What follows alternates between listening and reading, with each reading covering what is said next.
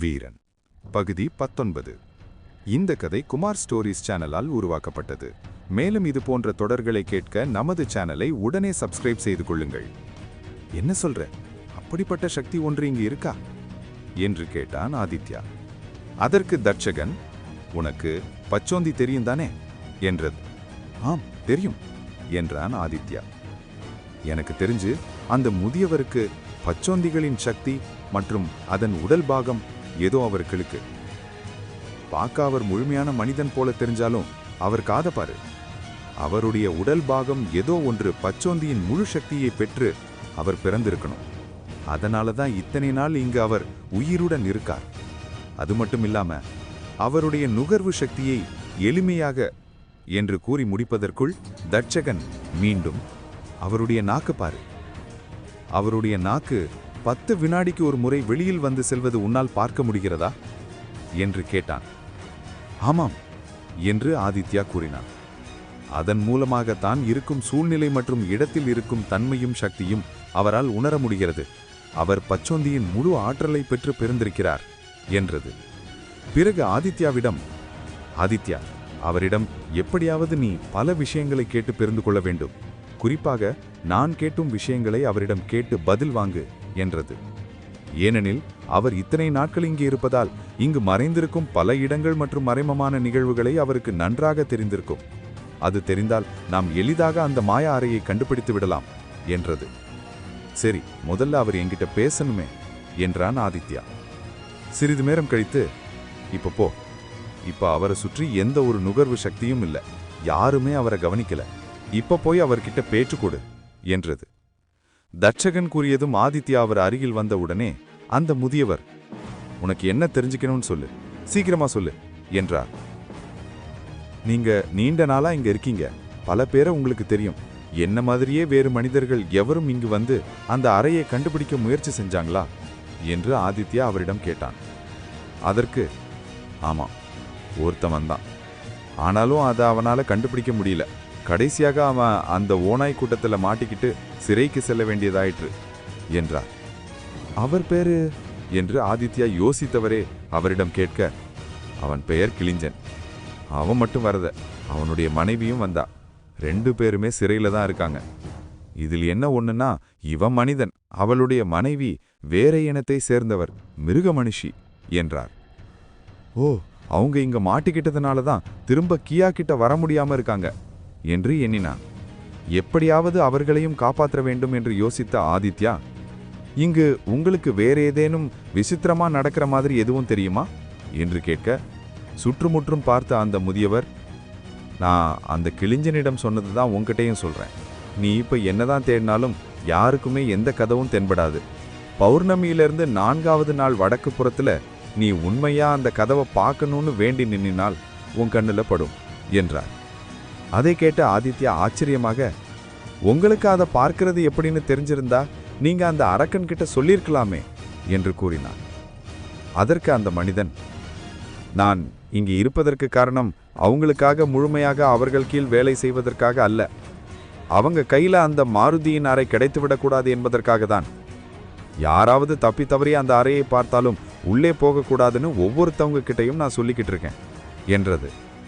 அப்போதுதான் ஆதித்யாவுக்கு புரிந்தது, இந்த முதியவர் பல ஆண்டுகளாக இங்கு தங்கியிருக்க காரணம் அந்த அறை அவர்கள் கையில் கிடைத்து விடாமல் தடுப்பதற்காக தான் என்பதை புரிந்தவன், சரி, உங்க உதவிக்கு நன்றி என்றான். பிறகு அந்த முதியவர் ஆதித்யாவை பார்த்து, ஜாக்கிரதையாரு, இன்னைக்கு இரவு உனக்கு ஆபத்து வர நேரிடும்னு எனக்கு தோணுது, அதனால நீ கொஞ்சம் ஜாக்கிரதையாய் இருப்பது நல்லது என்றார். என்ன, ஏன் அப்படி சொல்றீங்க என்று ஆதித்யா கேட்க, அதற்கு பதில் கூறாத அந்த முதியவர் அங்கிருந்து நகர்ந்து சென்று விட்டார். என் மனசுல பட்டதுதான் அவர் சொன்னாரு. என்ன சொல்றீங்க? யாரு எனக்கு ஆபத்தா வரப்போறது என்றான் ஆதித்யா. அது தெரியல, ஆனா ஏதோ ஒரு ஆபத்து உன்னை தேடி வருகின்றதுன்னு எனக்கு உணர முடியுது. ஜாக்கிரதையாயிரு ஆதித்யா என்றது தட்சகன். அதே நேரம் தங்கும் விடுதியில் ராணி மற்றும் அவளது 4 நண்பர்களும் அங்கிருந்து கிளம்பினர். ராணியிடம் அவளது நண்பன், ராணி, இப்பவே போகணுமா? ஏன் விடிஞ்சு காலையில நம்ம போய் அந்த வேலையை ஆரம்பிச்சா சரி வராதா என்று கூறினான். அதற்கு ராணி, நமக்கு கொடுத்திருக்கிறது 1 மாத கால அவகாசம்தான். அதுக்குள்ள எப்படியாவது நம்ம அந்த கல்லை கண்டுபிடிச்சு கிளம்பிடணும். அது மட்டும் இல்லாம ஒரு படிகக்கல்லை இங்கிருந்து எடுத்துட்டு போற அளவுக்கு தான் தலைமை ஆசிரியர் இவனுங்க கிட்ட பேசியிருக்கிறாங்க. ஆனா அந்த ஒரு படிகக்கல்லு கிடைக்கிறதுக்கு படாத பாடுபடணும்னு என்றாள். சரி, காலையில் ஆரம்பிச்சா என்ன என்று அவன் மீண்டும் கூறினான். நமக்கு நேரம் இல்ல, இருக்கிற நேரத்தை நம்ம இந்த மாதிரி சந்தோஷமா செலவிட முடியாது என்று கூறிய ராணி அந்த சுரங்கத்திற்கு செல்ல தேவையான பொருட்களை எடுத்துக்கொண்டு வெளியே வந்தாள். வேறு வழி இல்லாமல் அவள் உடனே அவளது நண்பர்கள் 3 பேரும் வந்தனர். சுரங்கத்திற்கு அருகே அவர்கள் வந்தவுடன் அங்கிருந்த வாயில் காவலர்கள் மீண்டும் அவர்களை நிறுத்தி கேட்க, அதற்குள் இன்னொரு காவலன், 1 மாத காலம் அவகாசம் வந்திருக்கிறார்கள், விடு, நமது தலைவர் தான் அனுமதி வழங்கியிருக்கிறார் என்று கூறவும் அவர்களை உள்ளே விட்டனர்.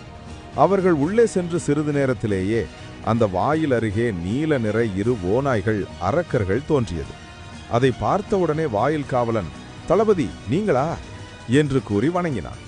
அந்த ஓநாய், எங்க அந்த 4 பேர் எங்க, உள்ள போயிட்டாங்களா என்று கேட்டுக்கொண்டே தங்களது கைகளில் இருந்த நீல நிற படிக கல்லை உருட்டி கொண்டு கேட்டது. இப்பதான் உள்ள போறாங்க என்று காவலன் கூற, சரி என்று கூறி அந்த 2 தளபதிகள் உள்ளே நுழைந்தனர். காவலர்களுக்கு என்ன நடக்குது என்று தெரியவில்லை. கடாமகனின் திட்டம் என்னவென்றால், சுரங்கத்திற்குள் ஏதேனும் மனிதர்களுக்கு பாதிப்பு ஏற்பட்டால் அதற்கு நாங்கள் பொறுப்பல்ல என்று அந்த தலைமை ஆசிரியர் போட்ட ஒப்பந்தத்தில் பதிவு செய்திருந்ததாம். ஆகையால் அவர்களை உள்ளேயே கொல்ல வேண்டும் என்று எண்ணிதான் இந்த 2 தளபதிகளை உள்ளே அனுப்பினான். ஏனெனில் இவர்கள் எதை தேடுகிறார்கள் என்பது இதுவரை வெளி உலகுக்கு யாருக்கும் தெரியாது. அப்படி இருக்கையில் இவர்கள் சில விலையுயர்ந்த படிகங்களுக்காக இந்த சுரங்கத்தை உருவாக்கியதாகத்தான் வெளி உலகத்திற்கு தெரியும். ஆனால் ஓநாய் சக்கரவர்த்தியின் தூண்டுதலால் கடாமகன் மாருதியின் ரகசிய அறையை தேடுவது வெளியில் தெரிந்தால் இது பல பேரின் கவனத்தை ஈர்ப்பதோடு மட்டுமில்லாமல் பல நாட்களுக்கு முன் இது கட்டுக்கதையாக போன நிகழ்வு மீண்டும் விஸ்வரூபமாக உருவெடுத்து பல சக்தி வாய்ந்தவர்கள் இங்கு வரக்கூடும் என்று எண்ணிதான் இங்கு நடக்கும் விஷயத்தை பற்றி வெளியில் தெரியக்கூடாது என்று அவர்களை கொல்ல கடாமகன் 2 தளபதிகளையும் அனுப்பினான். தளபதிகள் உள்ளே போவதை பார்த்த அந்த பணிக்காவலன், நிச்சயமா இன்னைக்கு உள்ள இருக்கிறவங்க எத்தனை பேர் சாக போறாங்களோ என்று எண்ணினான். ஏனெனில் அந்த 5 பேரை மட்டும் கொன்றால் அதிலும் ஏதேனும் சந்தேகம் வரும் என்றுதான் உள்ளிருக்கும் சில மிருக மனிதர்களையும் கொல்வார்கள். இது போன்ற முன்பும் ஒரு முறை கிளிஞ்சனை பிடிச்சச் சொல்லும்போது நடந்ததை அவர்கள் எண்ணி பார்த்தனர். இப்போது உள்ளே வந்த ராணி மற்றும் அவளது நண்பர்கள் 4 படிக குகைக்குள் சென்றனர். அங்கு படிகங்களை தவிர அனைத்து இடங்கள் யாவும் சில இடங்களில் இரத்தங்கள் காய்ந்தும் சில எலும்புக்கூடுகளும் கிடப்பதை கண்டனர். அதை பார்த்தவுடனே ராணியுடன் வந்தவன், என்ன இது, படிகங்களை தோன்ற சுரங்கமா இல்லை உடல்களை புதைக்கும் இடமா, இப்படி இருக்கு என்று எண்ணிக்கொண்டே உள்ளே வந்தான். அதற்கு ராணி, நம்ம இதுக்குள்ள வந்துட்டோம், இதுக்கப்புறம் நமக்கு பாதுகாப்பு யாரும் கொடுக்க மாட்டாங்க, அதே நேரம் நம்மள இந்த இடத்த சேர்ந்தவங்களே கொல்ல வாய்ப்பு இருக்கு, அதனால ஜாக்கிரதையே இருங்க என்றாள். அப்போது இன்னொரு இளைஞன் தன் முதுகில் அந்த மனித பொம்மையை தூக்கி கொண்டு, சரி இதே எதுக்கு நீ தூக்கிட்டு வர சொன்ன என்றான். எல்லாம் ஒரு காரணமாகத்தான், என்ன என்று உனக்கு கூடிய சீக்கிரம் புரியும் என்று கூறினான். ராணியின் குழு சுரங்கத்திற்கு ஆழமாக நடந்து வந்து கொண்டிருந்தது. அதே நேரம் இங்கு சுரங்கத்தின் ஆழத்தில் இருந்த ஆதித்யா மற்றும் அங்கிருந்தவர்களை பார்த்து ஒரு ஓநாய், சரி இன்னைக்கு போதும் எல்லாம் வாங்க என்று கூப்பிட்டது. அங்கு வேலை செய்தவர்கள் அனைவரும் அந்த சுரங்கத்திற்கு சிறிது தூரத்திலேயே ஒரு கூடாரம் அகல பாதாளத்தில் அமைந்திருப்பதை கண்டனர். அதை பார்த்தவன் ஆச்சரியமாக, இது என்ன, இவ்வளவு பெரிய இடமா, இங்கிருக்கா என்றான். அதற்கு ஒருவன், தினமும் நீ மேலே போயிட்டு கீழே வர்றதுக்கு எவ்வளோ நேரம் ஆகும், அதை குறைக்கிறதுக்காக தான் இங்கேயே இப்படி உருவாக்கிட்டாங்க என்று கூறினான். பிறகு ஆதித்யா தட்சகனிடம், கொஞ்சம் ஜாக்கிரதையா என்னை பார்த்துக்க, உன் பேச்சு கேட்டு தான் நான் ஒவ்வொரு விஷயத்திலையும் இறங்குறேன், இன்னைக்கு வேற என் உசுருக்கு ஆபத்துன்னு அந்த முதியவர் சொன்னார் என்றான். அதெல்லாம் பார்த்துக்கலாம் வா, இருந்தாலும் கியாவோட அப்பாவை பற்றி நீ முழு விவரம் கேட்கலையே என்றது. அதற்கு ஆதித்யா, இதுவரைக்கும் நான் கேட்ட விஷயம் சாதாரண விஷயம்தான், கியா அப்பாவை பற்றி பேசணும்னா முதல்ல அவருக்கு என்ன ஆனதுன்னு நான் தெரிஞ்சுக்கணும். அது மட்டும் இல்லாமல் நான் ஒரே ஆள்கிட்ட நிறைய நேரம் பேசிக்கிட்டு இருந்தா அது இங்கே இருக்கிறவங்களுக்கு சந்தேகம் வரும், அதனால தான் நான் காவலர்கள் வந்த உடனே வந்துட்டேன், சமயம் பார்த்து நான் திரும்பியும் போய் கியா அப்பாவை பற்றி பேசுகிறேன் என்றான் ஆதித்யா. அதுவும் சரிதான், சரி சாப்பிடும் நேரத்தில் நீ கேள் என்றது. அதற்கு ஆதித்யா, நீ வேற இங்கே என்ன நமக்கு தலைவாழையிலே போட்டு சாப்பிட போகிறாங்க, ஏதோ இருக்கிறத கொடுக்க போகிறாங்க, அதை தின்னுட்டு அங்கங்கே உட்காந்துக்கிட வேண்டியதுதான் என்றான். அப்போது ஒரு ஓநாய் கைகளில் பழங்களை ஒவ்வொருவரிடமும் ஒவ்வொன்றாக தந்து கொண்டே வந்தது. அதை பார்த்த ஒரு மனிதனும், ஒரே ஒரு பழமா, இது போதுமா இதை சாப்பிட்டால் உயிர் வாழ முடியுமா என்று கோபமாக கேட்டான். வேணும்னா அதையும் வாங்கிட்டு போயிடுவேன் என்றது அந்த மனித மிருகம். அதை கேட்டு வேண்டாம் என்று கூறி அதை சாப்பிட்டான் ஆதித்யா. அந்த பழம் எந்த சுவையும் இல்லாமல் வெறும் நீர் சத்து மட்டுமே உடைய பழம் போல் இருந்தது. வேறு வழியில்லாமல் அதை சாப்பிட்டான் ஆதித்யா. அந்த பழத்தை வாங்கி உண்ணத் தொடங்கும் போது திடீரென்று தச்சகன், நிறுத்து, அதை சாப்பிடாதே என்றது. அவன் வாய் அருகே சென்றது நின்றதை அங்கிருந்த ஒரு ஓநாய் பார்த்தது. இருப்பினும் அதை கவனித்த ஆதித்யா பழத்தின் மேல் இருக்கும் மண்ணை துடைப்பது போல் அதை தட்டிவிட, அப்போது தச்சகன், இந்த பழம் ஏதோ வித்தியாசமா இருக்கு என்றது. என்ன சொல்ற என்று கேட்க, இது மனிதனின் உயிர் சக்தியை குறைக்கும் வல்லமை பெற்றிருக்கு. எனக்கு தெரிஞ்சு இதில் ஒட்டுண்ணி மிருகத்தின் ரத்தத்தை கலந்திருக்காங்க. இதை நீ சாப்பிட்டினா அந்த சக்தி உன் உடம்ப ஒட்டிக்கிட்டு உன் உடம்புல இருக்கிற சக்தியை உறிஞ்சிக்கிட்டே இருக்கும் என்றது. அதை கேட்டு ஆதித்யா அதிர்ந்தவன், என்ன, இங்கே பாதி பேர் இங்கே இறந்து போறதுக்கு காரணம் இதுவா என்றான். இருக்கலாம் என்று தச்சகன் கூற, சரி, இப்ப நான் என்ன பண்றது? இதை சாப்பிடாம அப்படியே வைத்திருந்தாலும் பிரச்சனைதான். இன்னும் சில காவலாளிகள் என்னை பார்த்து கொண்டே இருக்கிறார்கள் என்றான். அப்போது அதே நேரத்தில் பழம் ஒன்று போதாது என்று கூறியவனை பார்த்த ஆதித்யா, ஆபத்துக்கு பாவமில்லை என்று எண்ணியவன், சரி, அவனை பயன்படுத்தி கொள்ள வேண்டியதுதான். சரி, இந்த பழத்தை நீ சாப்பிடு, எனக்கு இப்போதைக்கு பசி இல்லை என்று கூறி அவனிடம் தூக்கி எறிந்தான். உடனே அந்த பழத்தை பெற்ற அந்த இளைஞனும், ரொம்ப நன்றி நண்பா என்று கூறினான். இதை அனைத்தையும் தூரத்திலிருந்து பார்த்த ஓநாய் மனிதன் அவன் அருகில் இருந்த இன்னொருவனிடம் சென்று பழம் வழங்குபவரிடம் வாங்கி இன்னொரு பழத்தை ஆதித்யாவிடம் கொடுத்து, இதை நீ உண்டுதான் ஆக வேண்டும். தினமும் ஒருவர் ஒரு பழத்தை உண்ண வேண்டும் என்பது இங்கிருக்கும் வழக்கம். இதை நீ யாருக்கும் கொடுக்கக்கூடாது. நீ புதிது என்பதாலே இந்த முறை உன்னை மன்னித்து விடுகிறேன். மீண்டும் இந்த பழத்தை மற்ற யாராவது கொடுத்தால் அதற்கான தண்டனை உனக்கு வழங்கப்படும். இந்த பழத்தை நீ கண்டிப்பாக உண்டுதான் ஆக வேண்டும் என்றது.